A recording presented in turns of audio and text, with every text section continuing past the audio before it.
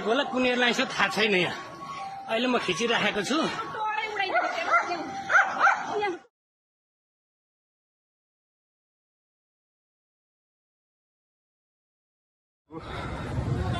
जस्तै भएको छ पहिला यो डाँडामा ठोकिएर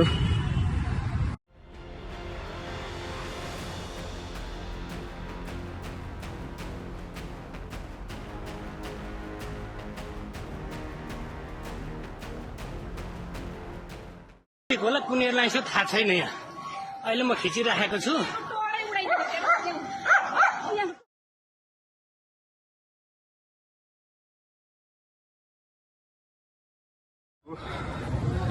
जस्तै भएको छ पहिला यो डाँडामा ठोकिएर